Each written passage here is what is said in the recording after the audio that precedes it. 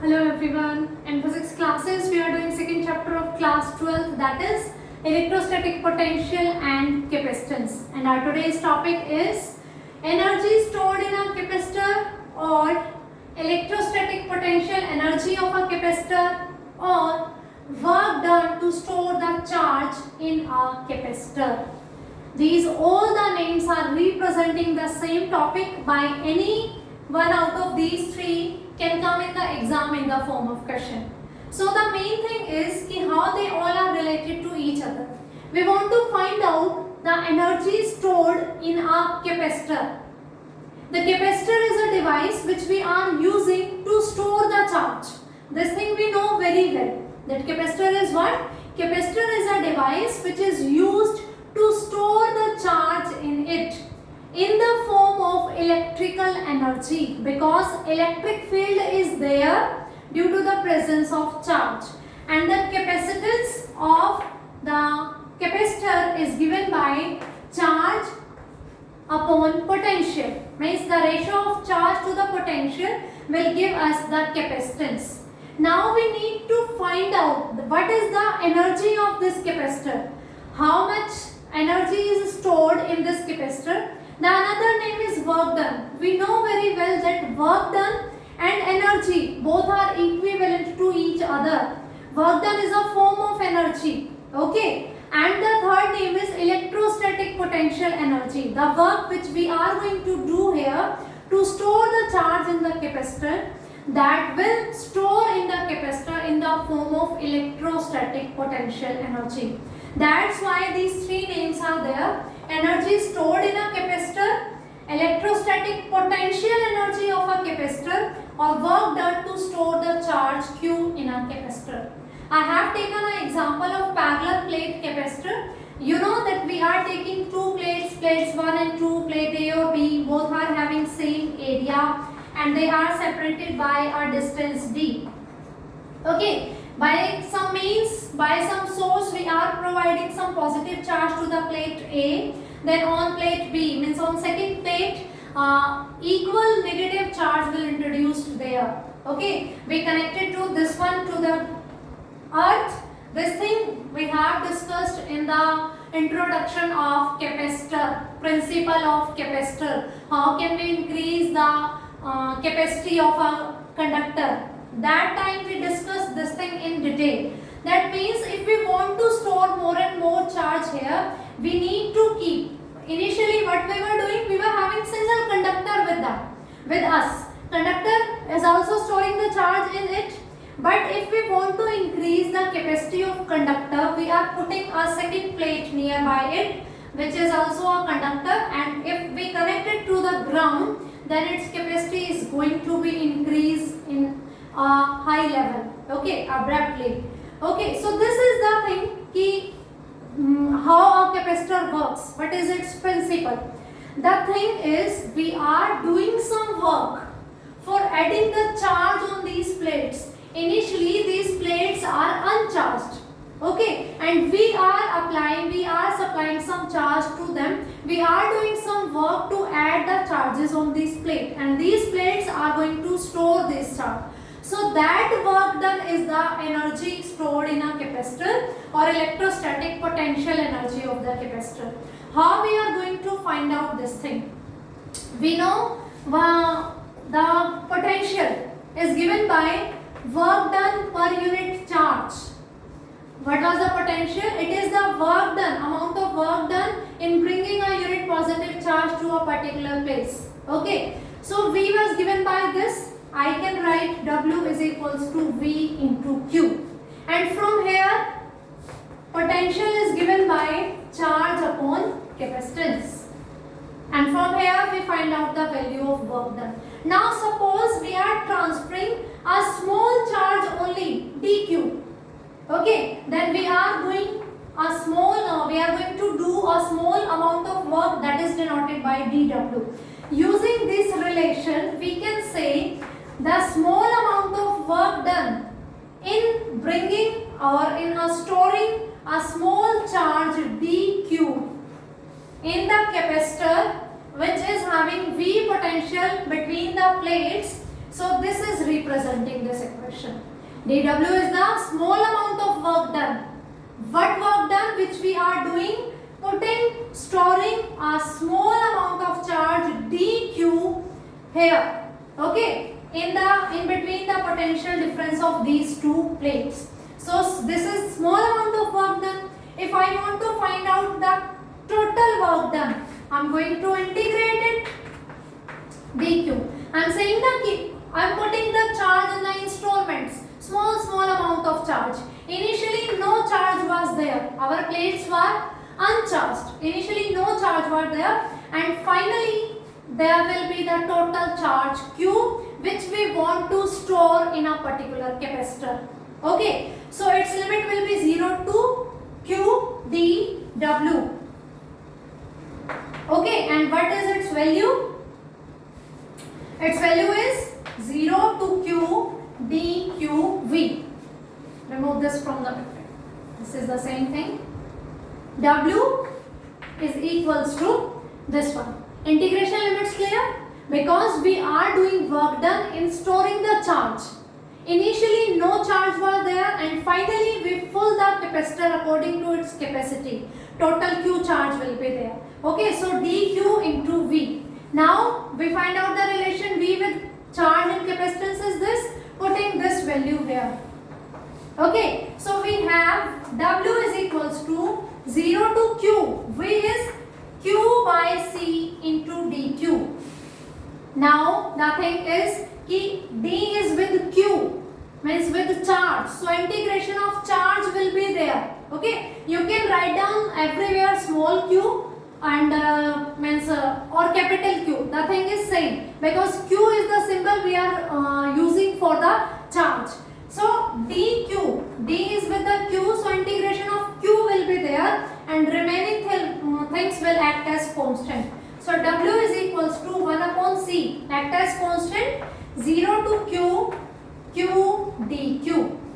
Okay, so integration result, x to the power n dx is given by x to the power n plus 1 upon n plus 1. This thing also we have discussed in many topics.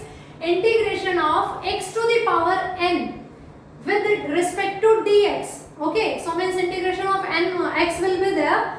How it will be represented in the result? X की power will increase by 1 and the same power will divide it. X की power n थी, it will be x की power n plus 1 and it will divided by n plus 1.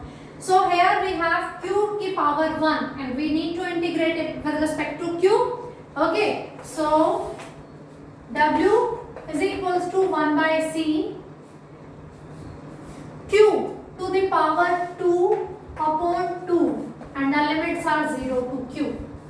Q की power 1, integrate with respect to q. So q की power 2 divided by 2. Now we need to put the limits. How we put the limits? First we put upper limit, then negative sign, then we put lower limit. Upper limit is q square minus lower limit is 0 square by 2 by 2. This thing will become 0. So W is equals to q square by 2c. This work done is stored in the capacitor in the form of potential energy. So this is the energy stored in a capacitor. U is equals to 1 by 2 q square by c. Now we are going to express this thing in the different terms when using the relation this one, that capacity is given by q by v or v is given by q by c. Okay, so from here we know that q is equals to cv, q is equals to c into v. Putting this value of q is here, q is equals to cv means c square v square upon c, or I can write u is equals to, c will cancel this one power, half cv square. So this is another expression. This is the potential energy in the terms of charge and capacitance. This is the potential energy in the terms of capacitance and potential. Now q is equals to cv and this is cv square. U is equals to half cv square. I can write it half cv into v and this v is q. So u is equals to half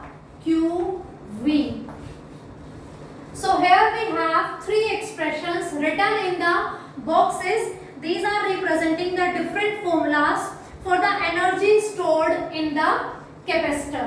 Okay, the only difference, all are having the same meaning. The only difference is these expressions are, this one is in the terms of charge and capacitance, in the term of capacitance and potential, in the terms of charge and potential. So this is about the energy stored in a capacitor. How we calculated this? In the form of work done. And what is the work we are doing? We are storing the charge in the capacitor. Initially, we are having uncharged plates. We are providing them charge. We are doing some work on it. So that we have calculated here. Okay. I hope this is clear to you. Now using the same result, we are going to find out. This one is the energy for a single capacitor. If we have a system of capacitors, we have discussed the topic combination of capacitors. We have already done. The combination was of two types, series combination and parallel combination. Okay. And students, if you are continuously revising the class, attending the class, then you should know that if the capacitors are connected in series, the resultant capacitance will be given by this formula. If you have any number of capacitors connected in series, then resultant capacitance will be given by this equation. And if you have connected the capacitors in parallel, then the resultant capacitance will be given by this formula. Okay, this is about the capacitances of combination. Then the energy of combination. This is the energy for what?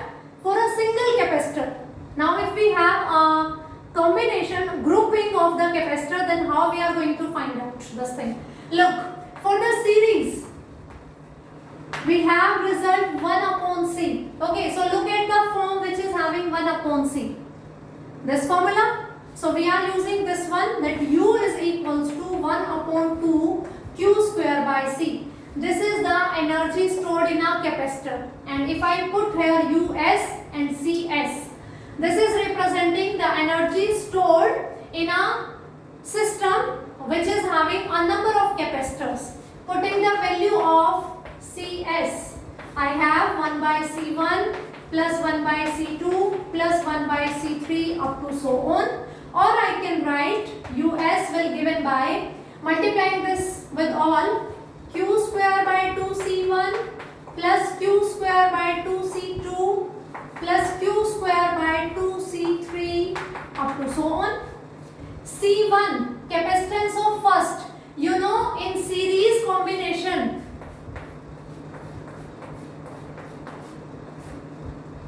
Q is going to be same. Okay, so Q is same for all. C1, C2, C3 are their respective capacitances. So I can write U1 plus U2 plus U3 up to so on.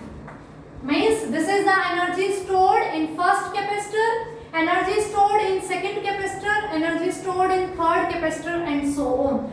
So total energy of a system in which we have series combination of the capacitor, the energy will given by the sum of individual energies of the capacitors. Okay, now doing same for the parallel. Which one is having the formula C in the numerator? This one is having C in the numerator. So using this one, U is given by half CV square. And if I talk about the parallel combination, put P and P here. Okay. Now using this result, half V square into C1 plus C2 plus C3 up to so on. Now multiplying this with all, as we have done in this case, half C1 V square plus half C2 V square plus half C3 V square up to so on. We know the combination, parallel combination is represented by this diagram. And we know in parallel combination V is going to be same for all. In series combination, charge will remain same for all the capacitors, and in parallel combination, V will remain same for all the capacitors. C1, C2, C3 are their capacitances.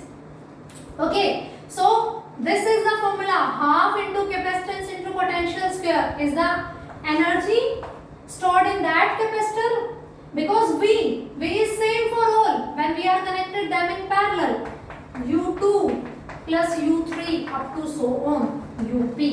So again it is also the same expression, this one and this one. Either we are connected the capacitors in series or we are connected the capacitors in parallel. Both the times we get the energy by directly adding the energy of the individual capacitors. If two capacitors are there, add the energies of two capacitors, you will get the energy of system. Okay, system is what? Series combination of two capacitors. If you have two capacitors in parallel, add the energy of the two capacitors directly and you will get the energy of the capacitor which are connected in the parallel. So in both the cases we come to know about that combination doesn't matter the energy. However they are connected whether in the series or in the parallel, the energy will given by the sum of individual energies of the capacitors.